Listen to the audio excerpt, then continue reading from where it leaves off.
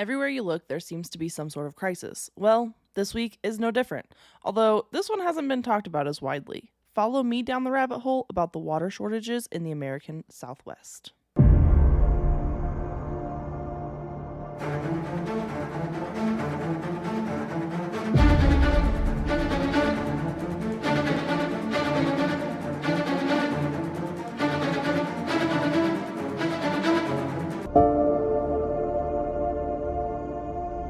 Hello, friends, and welcome back to another fantastic episode of The Rabbit Hole.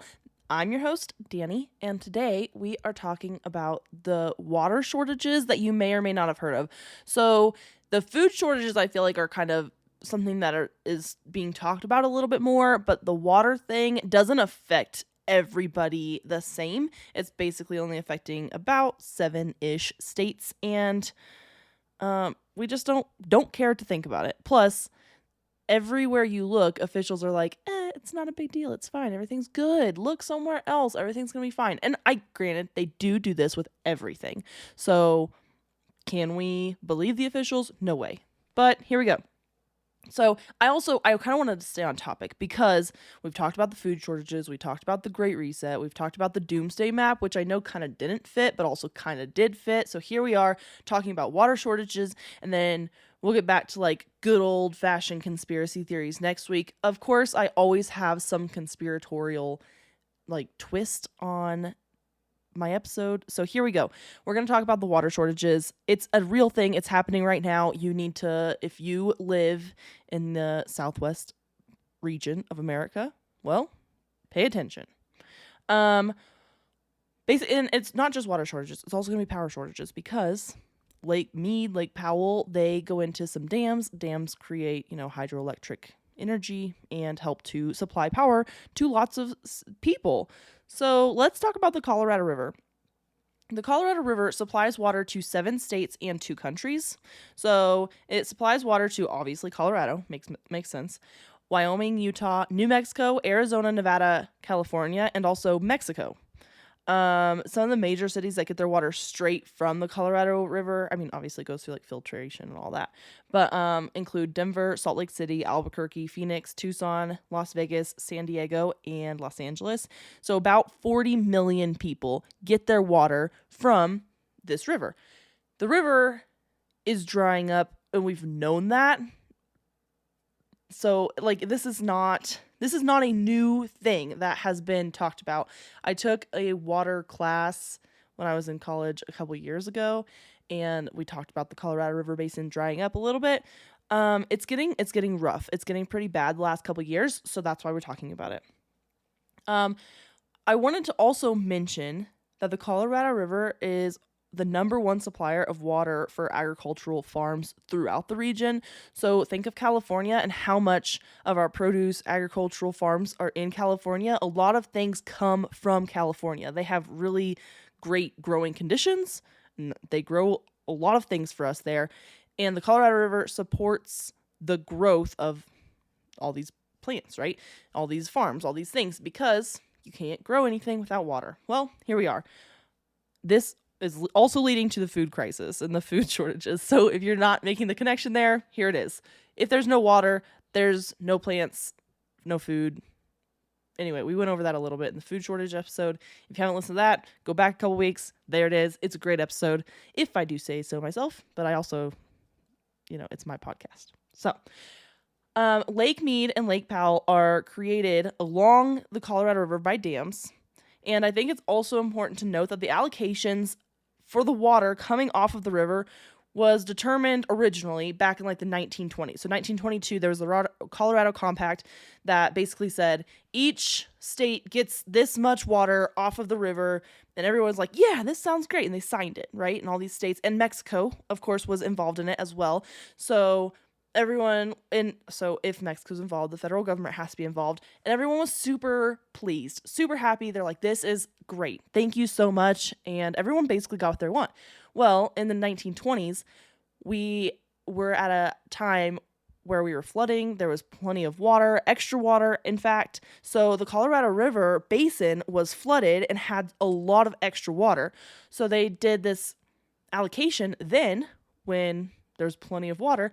And since then, there really hasn't been as much water ever since then. We've had years where we're like flooded and stuff like that. Back in the 1980s, we had some flooding and different things. But in all, like in total, in the 20s, when all the allocation was happening, it was like several years, like 5 or 6 years of like, extra water. Whereas now we've been in like 11, 12 years of drought. And so the allocation that everyone agreed to is not standing up, because everyone agreed like, oh, I'm going to get this much water for my state. But now there's just not that much water to go around. There's just not enough water is basically what we're getting at here. The two states that are basically deemed the most important out of all the states that are allocated water, the two states that are deemed the most important are obviously California and Arizona. And I thought Arizona was interesting. You think that Nevada would be one of them because of Las Vegas being there, but those are the two by law that are like the most important to get the water if the water runs out. So there you go. If you live there, maybe you're going to get more water than surrounding states. I don't know. Lake Mead and Lake Powell are two man-made reservoir lakes coming off of the Colorado River. They were made via dam, right? So we put in some dams, created this reservoir, and the dams are actually helping to create electricity, like we talked about earlier. Well, they are record lows right now, and there have been some articles, some reporting on this. Not a lot. I think if you live in the states that they're at, where they are, then you probably hear about it a little bit more. But most of the reporting I found was basically like there's some bodies that have been found in Lake Mead. We're gonna get there, but that's like where they're like, yeah, the lake's low and there's bodies popping up. Okay, but they're not really talking about how drastic this is, and how this is affecting or going to affect millions of people. So let's talk about it. That's why we do this thing. So they're so low that they are borderline dead pool status. I say borderline. They're not at dead pool status yet. I personally, just looking at the statistics and like the very little I know, I would give it like 2 years maybe where it would hit dead pool status if it keeps going in the direction that it's going right now. Dead pool status is not the movie. It's an actual, like they have full pool and they have dead pool. Dead pool is basically like the lowest the water can get. And then if it gets lower than that, like it'll no longer run through the dam. If the water doesn't run through the dam, then there's no electricity generated. And we, like I said earlier, we've been in an 11-year-long drought, which has been the worst drought we've seen in over a century. So let's start with Lake Mead. Lake Mead is a man-made reservoir located in Nevada and Arizona, like over the border, and it is the largest artificial body of water in America, with Lake Powell being the second largest. This lake was created with the construction of the Hoover Dam in the 1930s. In the last 5 years, typically around the beginning of March, the lake is at about like 1,088 feet. In 2020, it seemed to be a very high year. So in the beginning of March is where we see the peak of the water in the lake. And that's been just like average. We'll see a peak in March, and then it kind of like dips down throughout the summer. In 2020, at the beginning of March, the lake was actually at 1,096 feet, so way higher than usual. I mean, higher than usual being like 8 feet higher, but 8 feet is drastic when you're looking at a lake, you know? However, this year in March, the lake was down, so instead of being at the average of 1,088 feet, the lake was only at 1,066 feet. So it was down quite a bit. And again, when you're looking at a lake, it seems like such small numbers, but it's drastic. What we're seeing with this lake is in 2020, they had a really heavy year, really like a lot of rain, high year. And all year long, the lake actually seemed to be higher than the previous years. So the website that I used, it shows 5 years back. So it goes to 2017 up to 2022. So you can see basically what the averages are for those 5 years, and then also like what everything was for that entire year 2022, we're still in the middle of the year, so it just shows up to like today, and they take measurements every single day, so you can go through and see each day. I did an average. I tried to do like the first day of March, and for Lake Powell, the first day of July. 2020 just had a really high year. The entire year was super high. The graph showed just higher numbers than everywhere. Since then, we have actually seen a steady decline, causing it caused the 2021 lake levels to look like they were almost average, but then 2022 being extremely low. You still see a small peak in March, but it's a steady decline.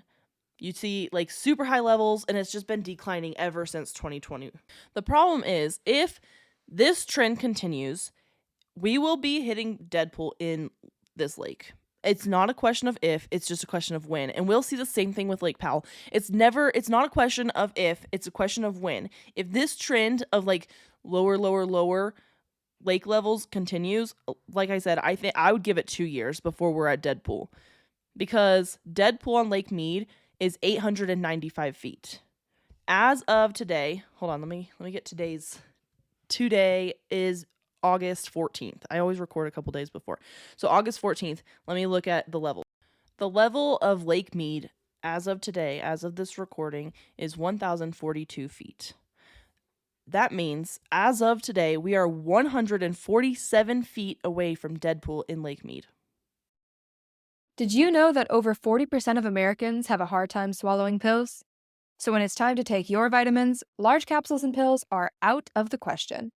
We know that gummy vitamins exist, but they're full of sugar, they get stuck in your teeth, and they only contain a fraction of the nutrients you need. Luckily, Easy Melts has discovered the ultimate vitamin sweet spot. Vitamins that melt in your mouth, taste like a treat, and are packed with nutrients ready for absorption, all without an ounce of sugar. For a limited time, Easy Melts is giving listeners a free 3-month supply of vitamin D3 with their first purchase. To claim your free D3 vitamins, visit try.easymelts.com/spring24. That's melts.com/spring24.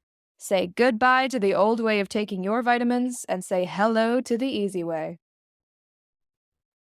Menopausal and perimenopausal women, listen up. It's time to take control of your health and comfort, and Winona is here to help. Winona is a telemedicine company for menopause care who believes that your symptoms are real, important, and deserve to be taken seriously.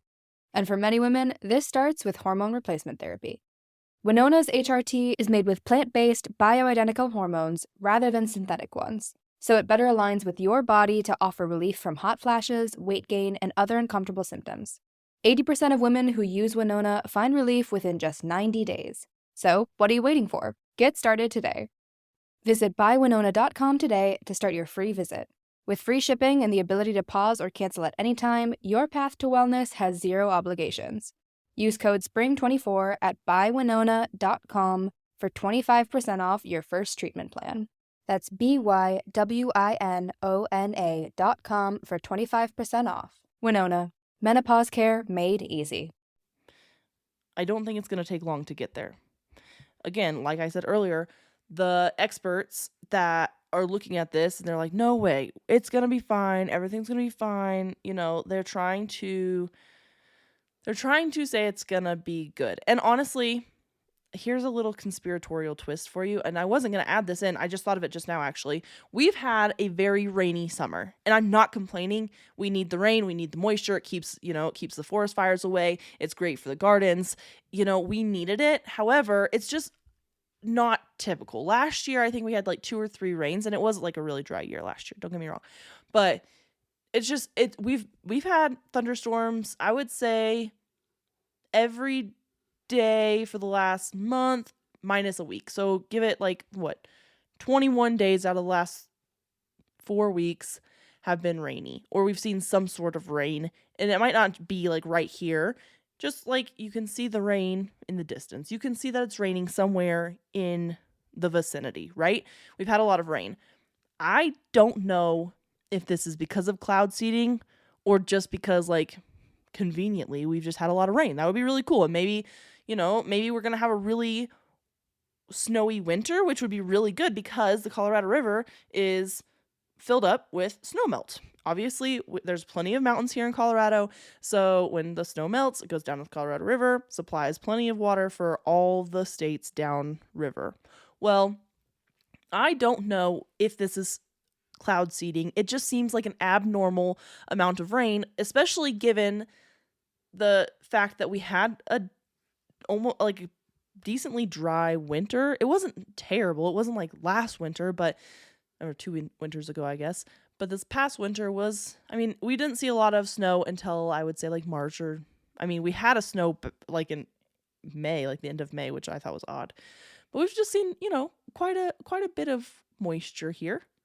Could it be cloud seeding because they're trying to, get the Colorado River to not dry out? Possibly. This is literally something I just came up with right now. I did no research behind it. This is just like the way my brain works when I start to give you guys information. I'm like, oh, that makes sense, If the Colorado River is drying up, start at the source, it runs downhill all the way down to Mexico and out into the ocean. That would be really cool if that's what they're doing. I don't know. I don't know if it would be really cool actually because it could be causing the droughts in the Midwest. Anyway, my brain just goes and goes and goes. Excuse me. So, let's get back into this.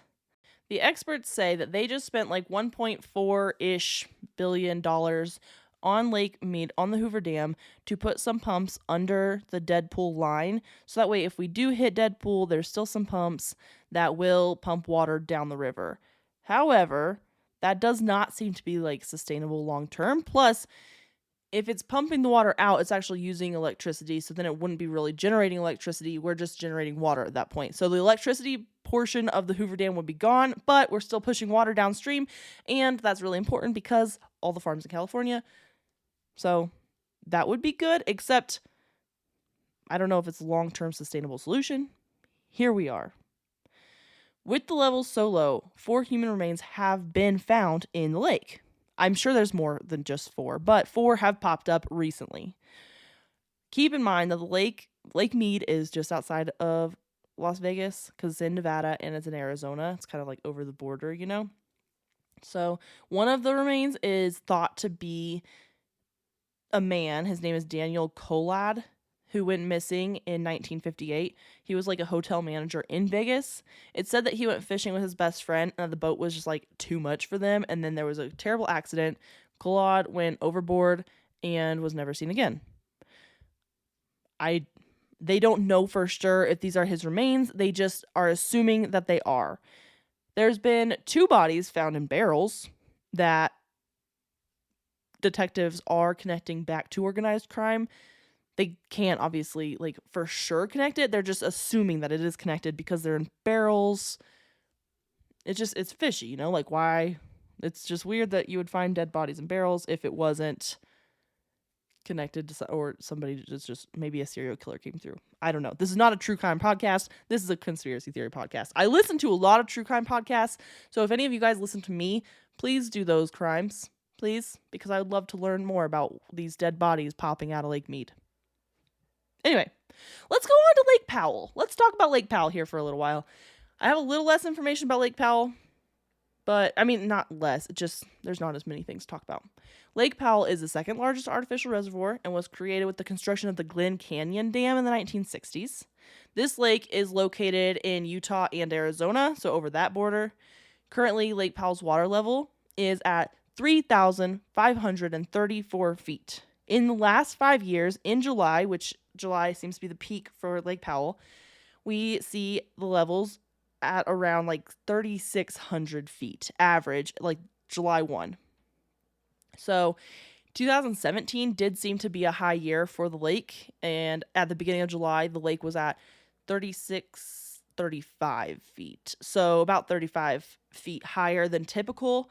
But the other, like 18, 19, 20, 20, they have all been around the 3,600 foot mark, right?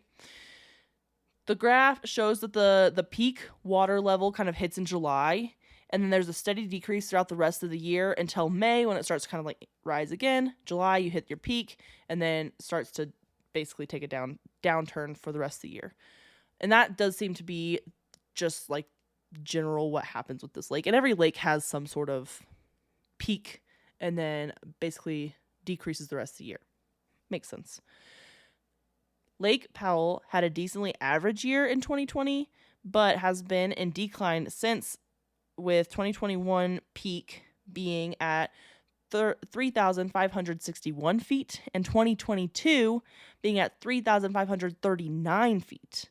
And at the beginning of July, the lake was 20 feet lower than it was last year and 70 feet lower than it was the year before. At the peak of July, like July 1 this year, so just a month and a half ago, our lake was 20 feet lower than last year and 70 feet lower than the year before. Those are drastic numbers. Drastic numbers. Let's talk about the hydroelectric power that is generated. So when Lake Powell is full, the dam can produce 1,320 megawatts of power annually, which is about the same as like a large fossil fuel plant. But with the levels at record low, hydropower production has been dropped to 800 megawatts. 800, that's it. 800 megawatts right now is what's being put out.